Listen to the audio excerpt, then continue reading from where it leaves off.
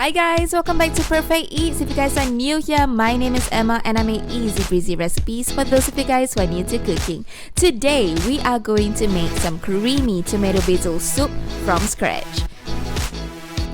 Now, a great tool to have when making this recipe would be an immersion hand blender. If you guys don't own one, you can always just use a blender. Just be sure to not pour the hot liquid and cover too much at the top because that's gonna cause it to explode. Now, if you have an immersion hand blender, it's gonna cause less mess, and I'm just gonna show you in the recipe today how easy it's gonna make this soup from scratch.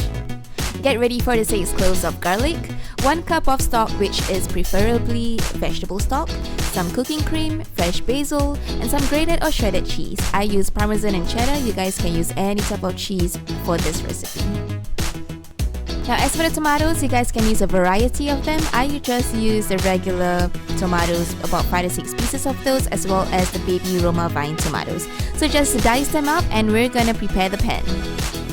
Pour in about 3 to 4 tablespoons of olive oil into the pan, and be sure your flame is at medium at this point of time because we do not want to have our garlic too burnt out and we're gonna lose the flavor like that. So if you're gonna keep it sizzling, just nice right there, and once it's ready, we're gonna pour in our diced tomatoes as well.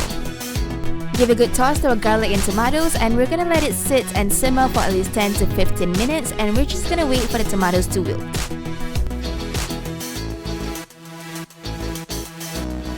So after some time, as you can see, there's a bit of liquid that's out from the tomatoes, and at this point of time, we're gonna start adding in our vegetable stock. I basically added 1 cup of vegetable stock to the mix.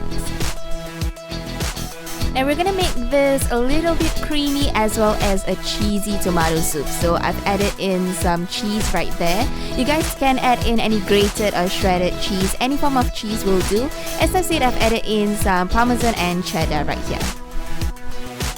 Before we're gonna let it all simmer down for another 10 more minutes, we're just gonna add in a little bit of cooking cream into the mix.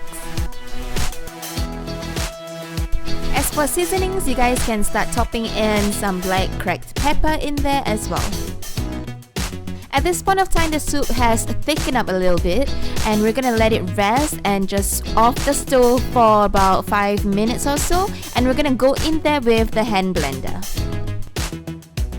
With the hand blender, it's gonna make your task so much easier. All you have to do is just set it to high and just get in there all around the corners, and we're just gonna blend it all up, and it's gonna turn into this really nice puree. From time to time, you can just check on the consistency of the soup, and if it's to your liking, you can stop right there. Otherwise, you can just get in there once again with the hand blender.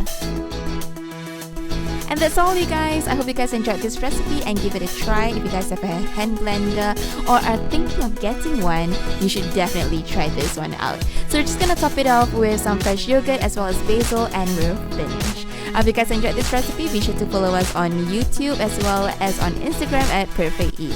Thanks for watching. Bye, you guys.